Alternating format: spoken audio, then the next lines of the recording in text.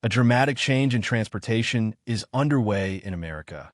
It will impact the U.S. corn crop.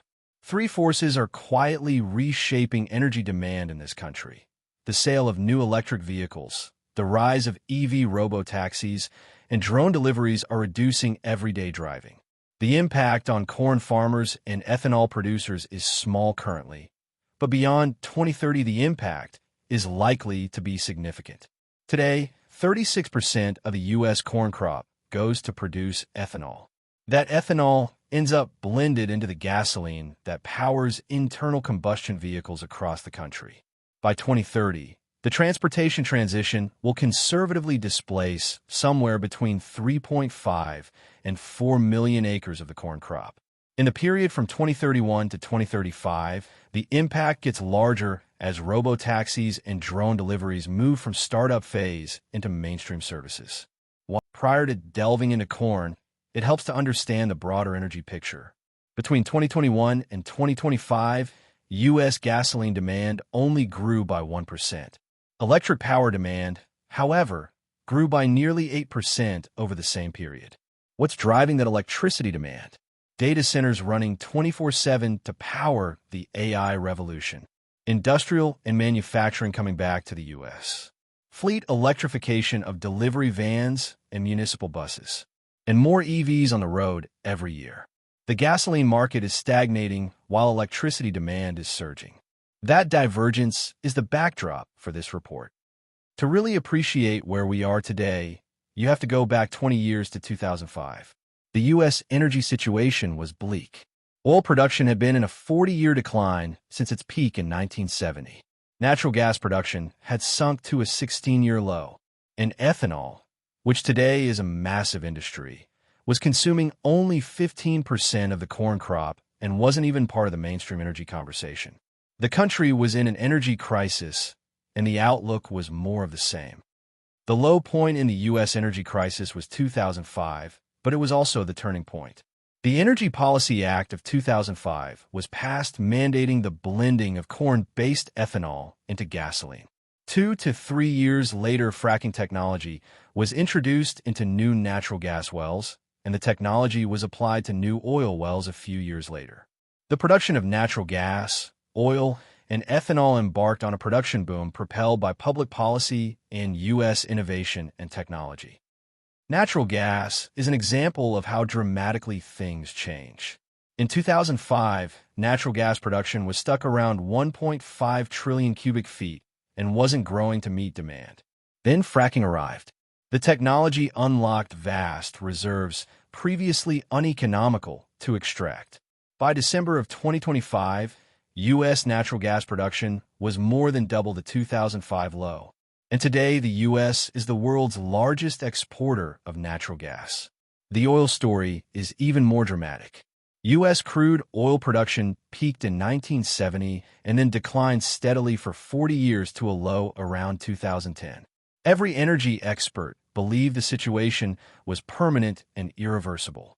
Then fracking arrived in the oil patch around 2010 and completely changed the outlook. Production exploded upward, and the U.S. is now the largest oil producer in the world. The lesson here is important. Technology can change the trajectory of an entire industry almost overnight. We'll come back to that idea when we talk about robotaxis. In 2003, the U.S. was producing around 70 million barrels of ethanol annually. Then the Energy Policy Act of 2005 kicked in and production took off almost vertically. By 2011, the industry had grown to over 300 million barrels a year. There was a dip during COVID in 2020 and 2021 when people simply stopped driving. But production recovered, and in 2025, the U.S. hit a record high of 357 million barrels. Two things drove that record: higher refinery yields as the technology improved, and greater availability of E85 at gas stations, particularly in Corn Belt states and California. So how did ethanol go from a minor footnote in 2005 to consuming 36% of the corn crop today? The answer is government policy. The Energy Policy Act of 2005 mandated that gasoline sold in the U.S. contain a minimum volume of renewable fuel, primarily ethanol, and set a target of 7.5 billion gallons by 2012. Congress passed this law because they believed U.S. fossil fuel production was in permanent, irreversible decline. They were worried about record oil import dependence, volatile and rising energy prices, and the post-9/11 anxiety about depending on Middle Eastern oil. Ethanol from corn was seen as a domestic, renewable solution to an energy crisis. What nobody anticipated was that fracking would solve the fossil fuel problem, and that a new technology disruption, this time in transportation, would eventually put pressure on ethanol demand from the other direction. Before we get into the threats to ethanol demand, let's review the basic chain from cornfield to gas pump. It's a three-step process. Step 1, corn is harvested. Step 2, that corn goes to one of approximately 200 ethanol plants concentrated primarily in the Corn Belt, where it's converted into ethanol. Step 3, that ethanol gets blended into the gasoline supply and is provided at your local gas station as E10, which is 10% ethanol, and E85, which is 15% ethanol. Every time an American fills up their gas tank with regular gasoline, they're almost certainly burning corn ethanol. That's the connection this report is all about. And it's the connection that gets disrupted when vehicles shift from gasoline to electric power. The shift in how corn gets used in this country has been dramatic over the past 2 decades, and it happened in 3 distinct phases. Prior to 2005, less than 15% of the corn crop went to ethanol. It was a minor use. The 3 main uses of corn were for livestock feed, exports, and food processing.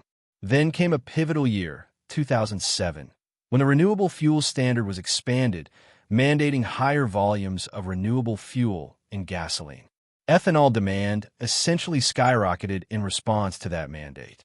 And then around 2011, something significant happened. For the first time ever, ethanol surpassed direct livestock feed use as the primary destination for U.S. corn.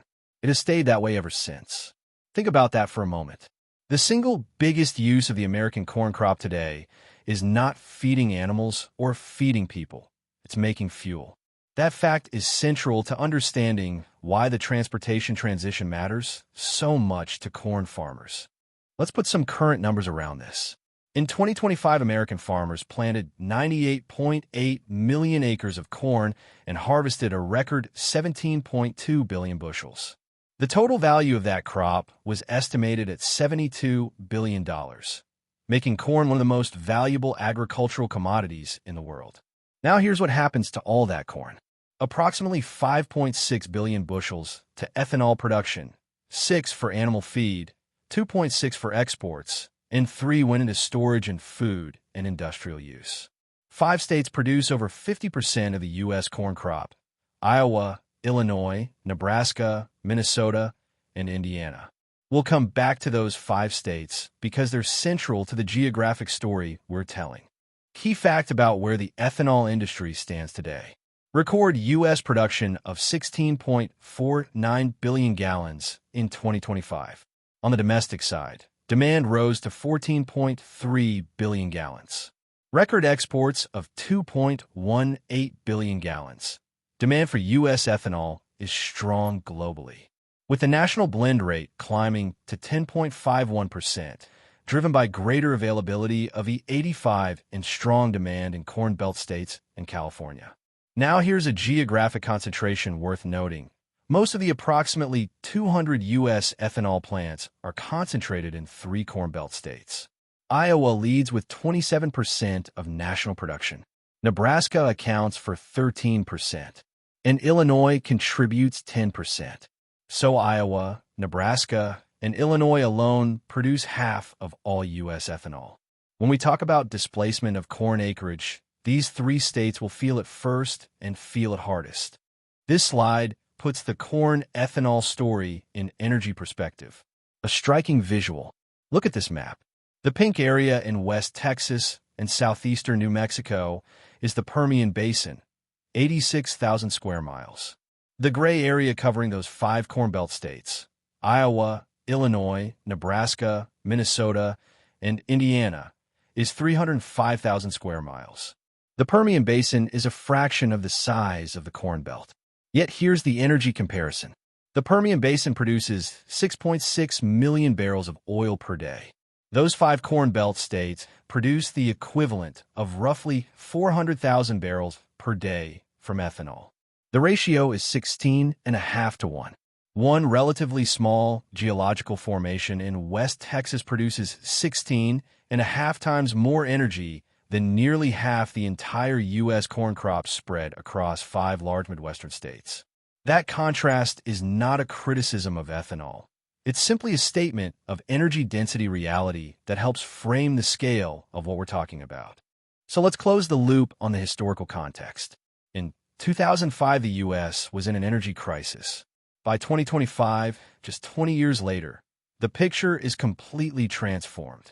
The U.S. is now the world's largest oil producer. The U.S. has been the world's largest producer of natural gas since 2009 and is now the world's largest exporter of LNG. And ethanol production has quadrupled from 3.9 billion gallons in 2005 to 16 billion gallons in 2025. What made all of this possible? Two things: innovation in the form of fracking and American capital that funded the build-out at massive scale. Innovation plus capital transforming an entire energy sector in 20 years, because that's exactly the dynamic now playing out in transportation. Except this time the innovation is autonomous electric vehicles and drones, and the capital is flowing in from Tesla, Amazon, and Walmart. And this time the disruption runs in the opposite direction for ethanol. Now for the heart of the report. Let's start with the most straightforward of the three forces: the sale of new electric vehicles. The connection to corn is direct. 36% of the U.S. corn crop in the form of ethanol ends up in the gas tanks of internal combustion vehicles. Every new EV sold replaces a gas-powered car. There is a straight line from EV sales to corn acreage. The U.S. lags well behind China and Europe in the transition to EVs, and there are structural reasons for that. SUVs and trucks make up a significant portion of the U.S. market. There are currently no price-competitive EV alternatives for those segments. U.S. EV assembly capacity is limited, and tariffs prevent Chinese EVs from flooding the market, which would actually accelerate the transition but would also push U.S. legacy auto companies to the brink. So the EV transition in America is real, but it's slower than what we're seeing globally. This chart makes the global disparity very clear. In 2025, China sold 13.7 million new EVs. Europe sold 3.6 million. The United States sold 1.28 million, less than 10% of China's volume. Despite government incentives in all three markets, the U.S. significantly lags. Now, why does this matter for our analysis? Because it tells us that EV displacement of gasoline demand, and therefore ethanol demand, is going to be slower in the U.S. than the global headlines suggest. The U.S. is a truck and SUV market. The under $30,000 EV segment barely exists here. And the legacy automakers who dominate those segments have been losing billions on their EV programs and are pulling back. That's actually important context for our corn acreage displacement estimates. EVs are a real factor, but a modest one through 2030 in the U.S. This slide gives us both the current market share picture and a preview of where the U.S. could eventually go. On the left, market share of new EV car sales in 2025. Norway leads the world at 97%. China is at 53%. Europe at 17%. And the U.S. at 9%.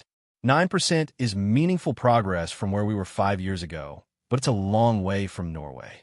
Now look at what Norway's EV adoption has done to gasoline demand on the right side of this slide. From 2016 to 2023, Norway's gasoline consumption dropped 22%. That is a direct result of EVs replacing gas-powered cars at scale. Norway is essentially the laboratory experiment that shows us where high EV adoption leads. Who is actually selling EVs in America? Tesla absolutely dominates the U.S. EV market.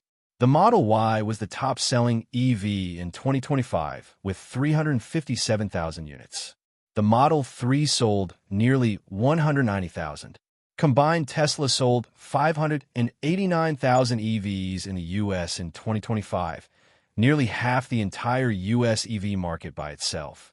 General Motors was a distant second at 170,000, led by the Chevy Equinox EV. Ford sold 84,000, primarily the Mustang Mach-E. The Hyundai Ioniq 5 rounds out the top 5. The EV market in America right now is essentially Tesla, with everyone else fighting over the remainder. That market structure matters enormously when we get to the robotaxi chapter, because Tesla isn't just selling EVs, they're building towards something much larger. Two critical facts for understanding why EV displacement of gasoline is slower in the US than anywhere else. First, SUVs and trucks make up 80% of the US new car market. There are currently no price-competitive EVs for the truck segment and very limited options for large SUVs. The buyers of F-150s and Silverados and Ram trucks, which are consistently the top 3 selling vehicles in America, have essentially no EV alternative at a comparable price point. Second, and this is a number that doesn't get enough attention, 10% of U.S. drivers consume approximately 35% of all U.S. gasoline. These are what you might call super mileage drivers, people living in less populated areas who typically drive older trucks long distances. EVs are not reaching these drivers. Charging infrastructure doesn't serve them. The economics don't work for them. So even as EV sales grow, that 35% of gasoline consumption is largely protected from EV displacement through 2030. Production capacity is a constraint on how fast the U.S. EV transition can actually happen. Tesla's U.S. production capacity is approximately 1.5 million vehicles annually. That makes Tesla by far the largest EV manufacturer in America. The legacy companies, Ford and GM, have lost billions of dollars trying to build out EV production, and both have pulled back from EV commitments. They're caught between their profitable truck and SUV businesses and an EV transition they can't yet make money on. Now here's the geopolitical dimension. China has approximately 75% of global EV production capacity. The U.S. currently imposes a 100% tariff on Chinese EVs. That tariff is essentially a wall protecting Ford, GM, and the U.S. auto industry from being overwhelmed. If that wall ever comes down, the dynamics change dramatically. The threat from Chinese EVs is real. CEOs of the world's major automakers have stated so publicly. Toyota's CEO Koji Sato stated in March of 2026, "Unless things change, we will not survive." I want everyone to acknowledge this sense of crisis. Ford CEO Jim Farley told CBS Sunday Morning that China has enough production capacity with existing factories to serve the entire North American market and put every U.S. automaker out of business.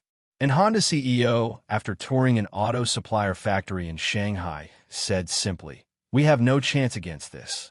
These are the chief executives of 3 of the world's largest automakers describing a competitive threat. The tariff wall is currently protecting them.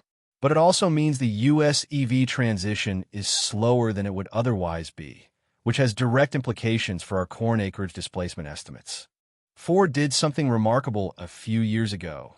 They bought a Tesla, took it apart, and studied every component. CEO Jim Farley reported the findings publicly, and they were sobering for the legacy auto industry. Tesla has roughly 1,600 fewer parts than a comparable Ford EV. Fewer welds, fewer connectors, fewer potential failure points. Tesla's gigacasting technology, where entire front and rear underbody sections are cast as single large pieces, is something Ford and GM are years behind on. And Tesla uses about 1 mile less wiring than a Mustang Mach-E. That's roughly 70 pounds of copper wire that Tesla doesn't need. Farley's conclusion: this is not a styling gap or a software gap. It's a fundamental manufacturing cost gap that's very hard to close quickly. This manufacturing advantage is exactly why Tesla can price the Cybercab at $25,000 while Waymo's vehicle costs over $100,000. We'll come back to that comparison in a moment. Now let's quantify what current and projected EV sales actually mean for corn acreage. The logic is straightforward. Every EV on the road replaces a gas-powered car.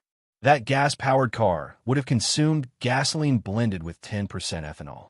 There are currently about 4 million EVs on U.S. roads.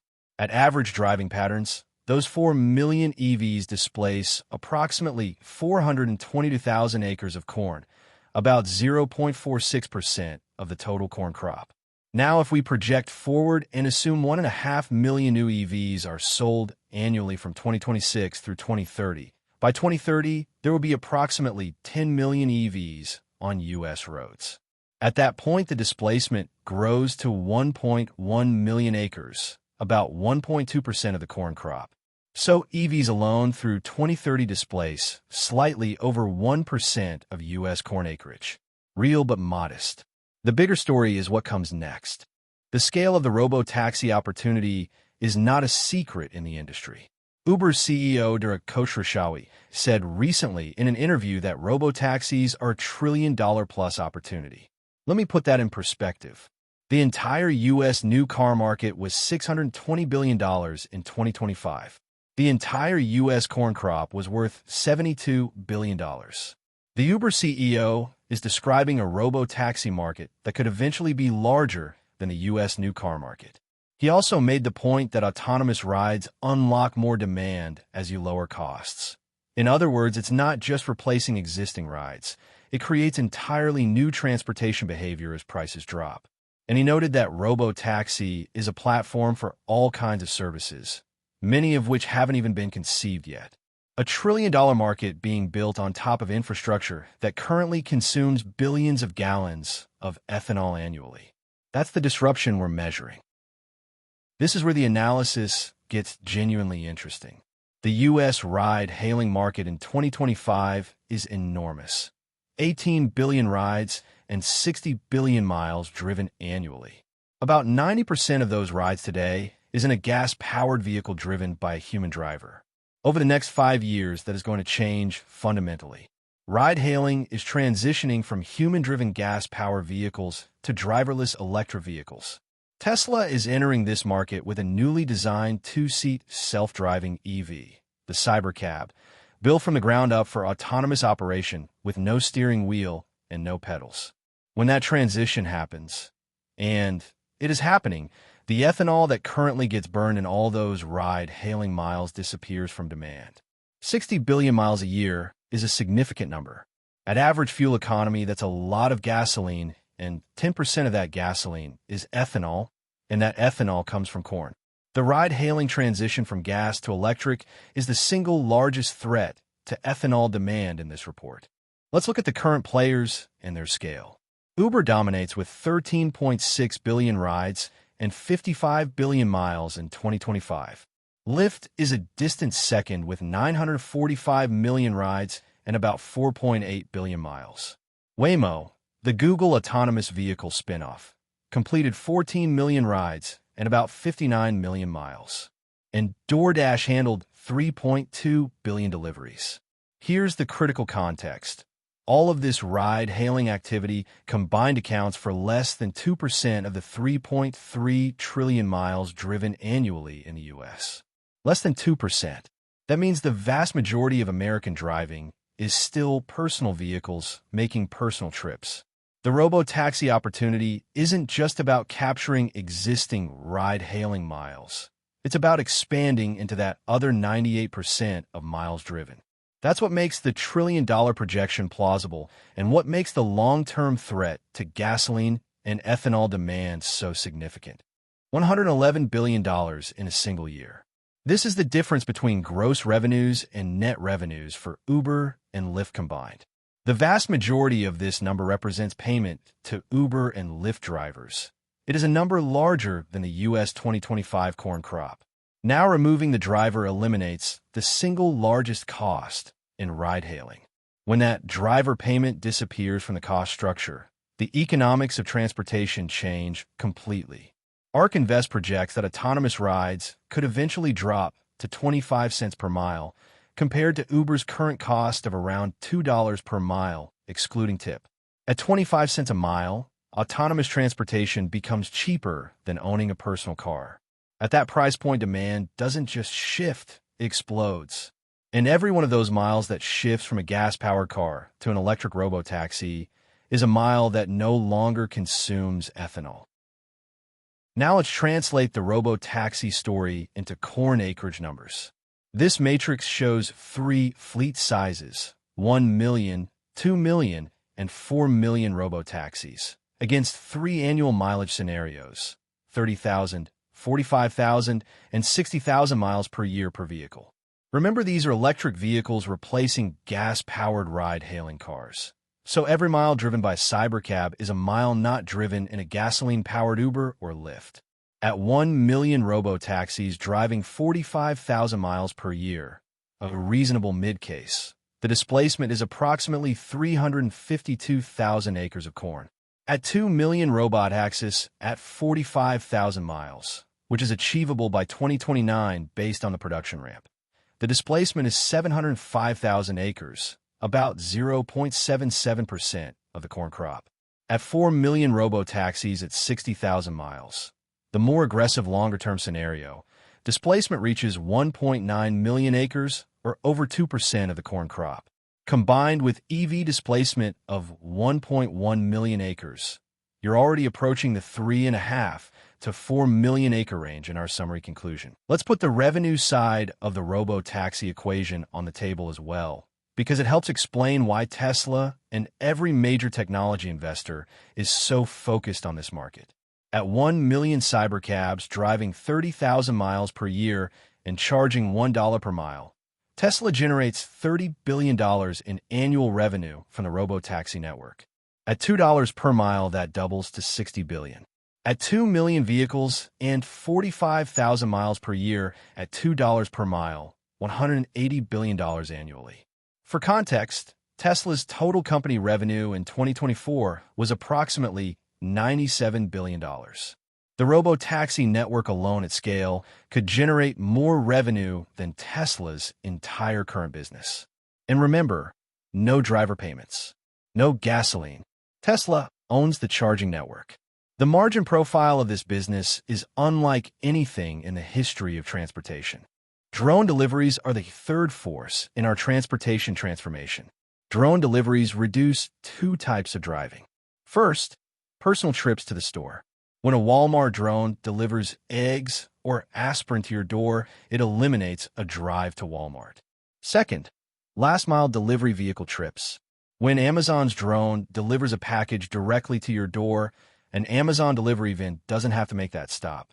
Both types of driving reduction mean less gasoline consumed, less ethanol blended, and less corn eated. The world's 2 largest retailers, Walmart and Amazon, are committed to this technology and are scaling it aggressively right now. The current drone technology is specifically designed around a weight limit of 5 pounds with a range of 5 to 8 miles. Walmart has stated that 50% of its inventory weighs 5 pounds or less. Amazon delivered 5.4 billion packages in 2025, and approximately 80% of those weighed less than 5 pounds. This is not a technology looking for a use case. The use case is the majority of what people buy every day. Walmart has drone delivery operating across 5 states, with key hubs in the Dallas-Fort Worth Metroplex, Atlanta, Houston, Orlando, Tampa, and Charlotte. Service will expand to 150 store locations by end of 2026, and by end of 2027, Walmart will have over 270 drone delivery locations reaching more than 40 million households, stretching from Los Angeles to Miami. Walmart has already completed over 1 million drone deliveries. Amazon Prime Air started in College Station, Texas, and is now operating in Dallas, San Antonio, Waco, and Kansas, Arizona, Michigan, Illinois, and Florida, with 10 new metro areas planned for 2026. Amazon's goal is 1 million drone deliveries by end of 2026 and 500 million deliveries by 2030. One important note on the Amazon side: pharmacy integration into their drone delivery system is expected to be a major volume driver. Prescription delivery by drone changes the frequency and urgency of the use case entirely. Walmart's 1 million cumulative deliveries represent the shift from experimental technology to reliable infrastructure. The scalability is now being proven by the high frequency of repeat users rather than just the total number of unique customers. The four most popular drone delivery items are eggs, rotisserie chicken, over-the-counter health items, and ice cream. Top 25% Walmart users average about 3 drone deliveries per week. 2 scenarios to determine the impact on corn for projected 2030 combined Amazon and Walmart drone deliveries. First, a conservative 500 million combined deliveries in 2030, using 7.5 miles per displaced trip at 22.5 miles per gallon and the 10.2% ethanol blend. The corn acreage displacement is approximately 39,000 acres, 0.04% of the corn crop. Second, an aggressive 1 billion deliveries showing displacement doubles to 78,000 acres, 0.09%. These are very small numbers. Drones are real, they're growing fast, and 2 of the world's largest companies are committed to them. But as an ethanol displacement force through 2030, they are a minor contributor. The significance of drones is not their 2030 ethanol impact. It's the behavioral shift they represent and the trajectory they establish for 2031 to 2035 as volumes scale into the billions. Tesla is creating a platform that at scale may reduce the cost of ride-hailing to just 25 cents per mile, less than the cost of owning and operating a personal car. That's the ARK Invest projection. And if they're right, it means exponential growth in ride-hailing demand that transforms American transportation. Compared to that potential, the impact of new EV sales and drone deliveries on ethanol demand is modest. Ride-hailing is where the real disruption lives. And when you look at the 2031 to 2035 period, when the Cybercab fleet is fully deployed, when the cost curve is played out, and when autonomous ride-hailing has become a normal everyday service, the displacement of corn ethanol acreage is likely to exceed 5%. That's not a crisis for American agriculture today, but it is a structural shift that corn farmers and ethanol producers need to see coming. And now you have. The U.S. agricultural industry and Corn Belt politicians are well aware of the threat posed by EVs. The recent tax bill contained a section providing the potential for increased ethanol usage in aviation fuel. E85 is growing in popularity, especially in the Corn Belt. Vale, a Brazilian mining company, signed an agreement to build 2 large ships to be run on ethanol in June 2026. Brazil is the second largest ethanol producer in the world. The weekend of June 13th and 14th, I took 3 Tesla Cybercab rides in Palo Alto, California. The technology worked. The experience was seamless. The wait time was 20 minutes, a number that shrinks dramatically as the fleet scales. The future this report describes is not theoretical. It is already on the road.